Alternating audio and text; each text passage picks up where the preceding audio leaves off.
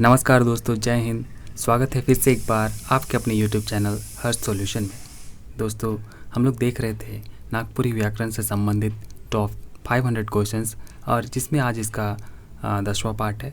इससे पहले हम लोगों ने 9 पार्ट कर लिया है। दोस्तों, उन सारे जो पार्ट्स हैं उनमें हम लोगों ने काफ़ी महत्वपूर्ण क्वेश्चंस को देखे हैं।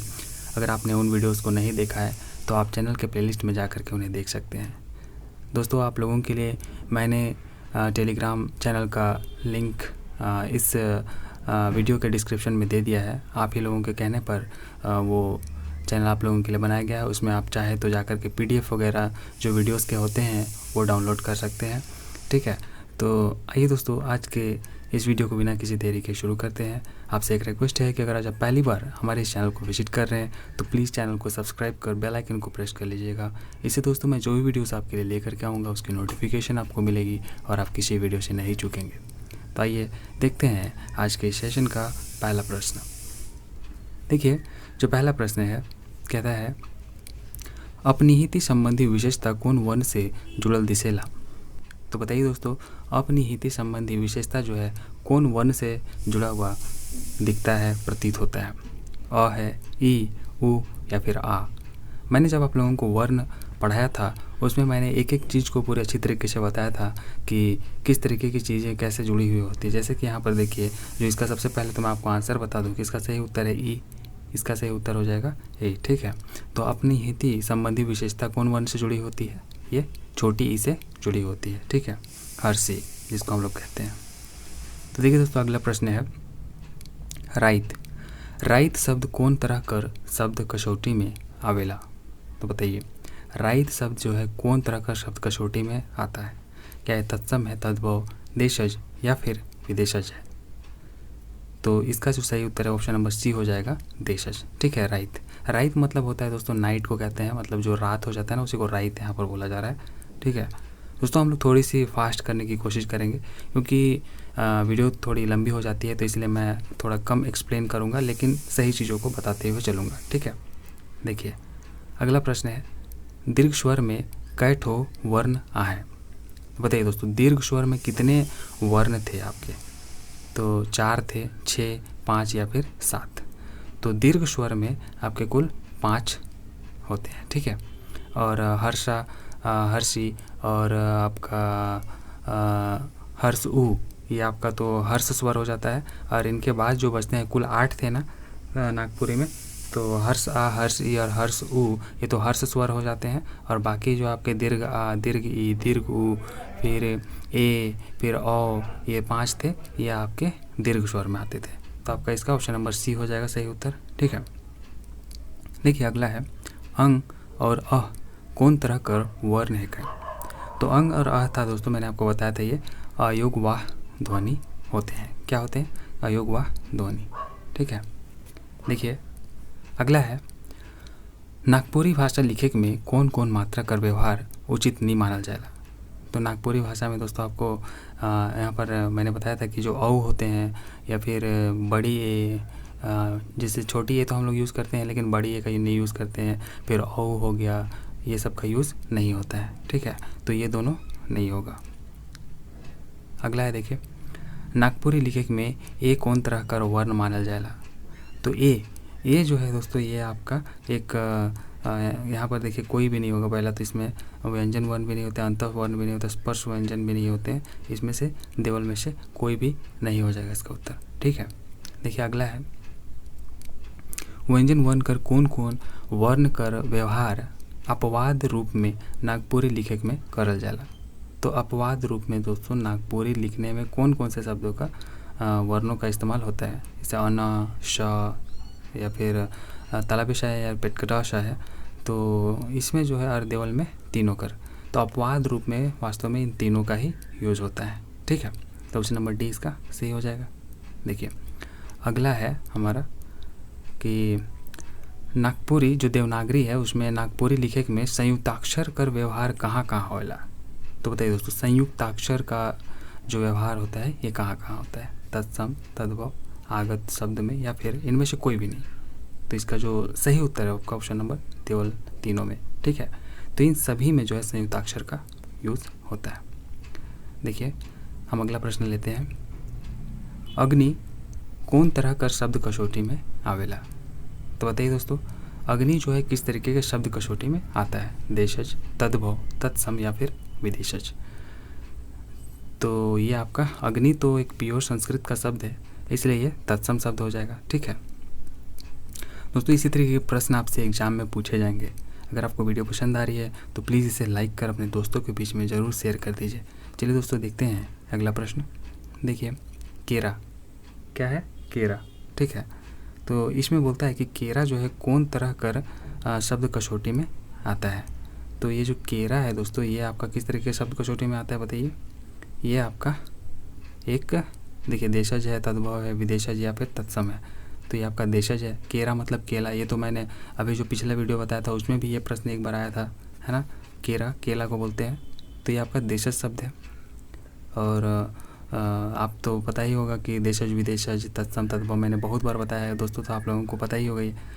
देखिए च वर्ण में कै ठो ध्वनि उच्चारित होए ना?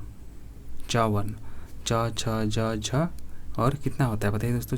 च वर्ण में आपका कितने ध्वनि जो है उच्चारित होते हैं? ईया भी, च से ज ईया होता है ना, तो 5 इस तरीके से हम लोग कह सकते हैं। ठीक है, 5 हो जाएगा। ऑप्शन नंबर ए इसका सही उत्तर। देखिए अगला है, नागपुरी लिखित में व्यवहार होए वाला कै ठो ध्वनि ऊष्म व्यंजन में आए ना? तो बताइए जो नागपुरी लिखने में व्यवहार होने वाला कितने ऐसे ध्वनि है जो आपके ऊष्म व्यंजन में आते हैं? तो ऊष्म व्यंजन जिसमें मैंने आपको इसमें डिस्क्राइब करके पूरा अच्छी तरीके से बताया था, जिसमें ऊष्मा मतलब ऐसा प्रतीत होता है कि ऊष्मा हम लोग के मुख से बाहर आ रही है। ठीक है, तो ये कितने तरीके होते थे दोस्तों? 2, 3, 4 या फिर 5? तो ये होते थे कुल 2 तरह के। ठीक है, 2 ठो होते थे। ठीक है, देखिए अगला है कि अंतस्थ व्यंजन में कै ठो ध्वनि कहों कहों अपन रूप बदल लेवे ना? तो कितने ऐसे ध्वनि होते हैं जो कहीं कहीं पर अपना रूप बदल लेते हैं? तो 4, 3, 2 या फिर 1? तो जो इसका सही उत्तर ऑप्शन नंबर आपका बी हो जाएगा, जो कि 3 होते हैं। ठीक है, देखिए अगला है, नागपुरी लिखित में ट वर्ग कर कै ठो ध्वनि जो है अक्षर कर व्यवहार हमरे करीला? तो ट वर्ग कर कै ठो ध्वनि या फिर अक्षर कर व्यवहार हमरे करीला दोस्तों? 4, 5, 3 या फिर देवल में कोनो नहीं? तो हम लोग जो है इसका कुल 4 अक्षर का व्यवहार करते हैं ट वर्ग में। ठीक है, देखिए अगला है, अंतस्थ व्यंजन कर कौन ध्वनि र कर रूप में नागपुरी भाषा में बदल जाएला? तो र के रूप में नागपुरी भाषा में बदल जाता है, ऐसा कौन सा अंतस्थ व्यंजन की ध्वनि होती है दोस्तों? य, ल, र या फिर व? तो वो होता है ल। ठीक है, ऑप्शन नंबर बी इसका सही हो जाएगा। देखिए अगला है, संयुक्त व्यंजन अक्षा कर विकल्प ध्वनि नागपुरी में क्या होता है? तो आपको बताना है तो अक्षा का विकल्प ध्वनि जो होता है नागपुरी में, वो किन किन शब्दों से मिलकर के बना होता है अक्षा? तो क जोड़ सा, क जोड़ा छ या फिर ख जोड़ ह? तो ये होता है आपका ऑप्शन नंबर सी, छ। ठीक है, अक्षा को छ से हम लोग देखते हैं। देखिए अगला है, था जो है आपका कौन तरह का व्यंजन वर्ण है के? तो था आपको बताना है अल्प प्राण है, महाप्राण है, अनुनासिक है या फिर देवल में शोभे है? तो ये है आपका एक महाप्राण। क्या है दोस्तों? महाप्राण। ठीक है, महाप्राण में आता है था। ठीक है, देखिए अगला, दिया। ठीक है, दिया जो है कौन तरह का संज्ञा है के? दिया कहने से क्या प्रतीत होता है दोस्तों? दिया कहने से जितना भी दिया है क्या सबका एक साथ बोध नहीं हो जा रहा है क्या? तो क्या एक व्यक्तिवाचक होगा, जातिवाचक या फिर प्राणीवाचक या फिर समुदायवाचक? तो ये तो साफ पता चल रहा है कि एक जाति का, पूरे जाति, दिया जाति जो है दोस्तों, उनका पूरा का दिया कह देने मात्र से ही पूरे सारे के सारे दियों का बोध हो जा रहा है एक साथ। ठीक है, जैसे गाय कह देने से जितने भी गाय हैं सबका बोध हो जाता है, भैंस कह देने से जितने भी भैंस कुल के जीव हैं सभी का यहाँ पर बोध हो जाता है। ठीक है, तो यहाँ पर ये जातिवाचक संज्ञा का उदाहरण है। देखिए अगला है, रामू घर गेलक और तेल मखाए के सुइत गेलक? मतलब रामू घर गया और तेल लगा करके सो गया। तो वाक्य में द्रव्यवाचक संज्ञा कौन है के? तो द्रव्यवाचक संज्ञा दोस्तों यहाँ पर बताने की ज़रूरत ही नहीं है, तेल है, ठीक है। द्रव्यवाचक जिसको मटेरियल नाउन भी कहते हैं, ठीक है। देखिए अगला है, चलू संगी हमरे टोंगरी में बैठब। प्रस्तुत वाक्य में टोंगरी कौन संज्ञा है के?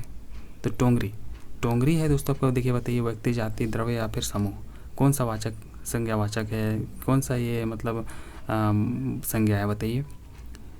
ये है आपका जातिवाचक, क्योंकि टोंगरी कह देने से आप कौन सा टोंगरी, किसी पर्टिकुलर गांव का टोंगरी बोलता है। अब टोंगरी देखिए, टोंगरी तो जगह जगह पर होता है। टोंगरी मतलब एक टीले को बोला जाता है दोस्तों, जैसे कि कुछ मिट्टी वगैरह, पत्थर, चट्टानों का कुछ ऊंचा सा क्षेत्र होता है, उसे कि टोंगरी कहा जाता है, ठीक है। तो अब टोंगरी बोल दिया, तो अब आपके गाँव का टोंगरी, मेरे गाँव का टोंगरी, कहाँ का टोंगरी, ये तो कुछ बोला नहीं। टोंगरी मतलब एक पूरा संपूर्ण टोंगरी जो समूह है उसका एक बोध हो जा रहा है, तो इसीलिए इसका जातिवाचक जो है संज्ञा का ये एग्जाम्पल हो जाएगा।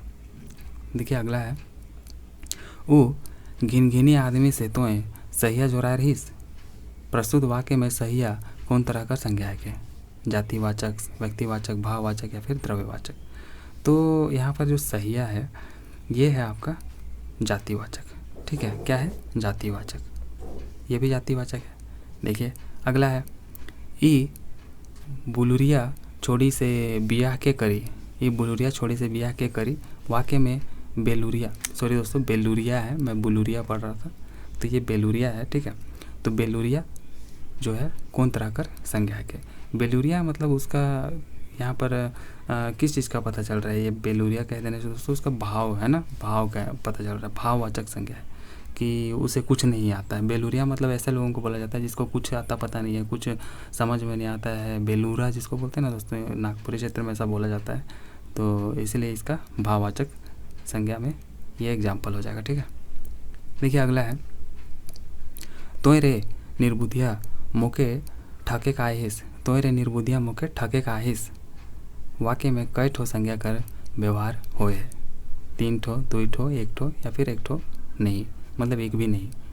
तो यहाँ पर आपको बताना है दोस्तों कि संज्ञा का कितना बार यूज़ हुआ है। संज्ञा आपको पता होगा, संज्ञा का आप डेफिनेशन तो जानते ही हैं, तो यहाँ पर आप खुद ही ढूंढ सकते हैं दोस्तों कि यहाँ पर जो है कुल आपका एक जो है संज्ञा का यूज़ हुआ है, ठीक है। देखिए अगला है, बिरसा गरीज के कहलक मैं तो के नहीं छोड़ूँ। मतलब बिरसा एकदम चिल्ला के बोलता है कि मैं तुम्हें नहीं छोड़ूंगा। प्रस्तुत वाक्य में कई ठो संज्ञा है, तो बिरसा हो गया आपका एक संज्ञा। फिर उसी तरीके से आपको यहाँ पर देखना है, देखिए बताइए कितना ठो, 2 ठो, 3 ठो, 1 ठो या फिर 1 ठो भी नहीं। तो यहाँ पर जो कुल संज्ञा का यूज़ हुआ है एक ही हुआ है। बिरसा आप देख पा रहे हैं, नाम है, ठीक है, व्यक्ति है। मोय रांची शहर में पढ़ोना, वाक्य में कई ठो संज्ञा है। तो आप देखिए यहाँ पर दोस्तों संज्ञा ये तो आपको बहुत ही अच्छी तरीके से आता है। यहाँ पर बताइए कितना संज्ञा है, 1, 2, 3 या फिर 4।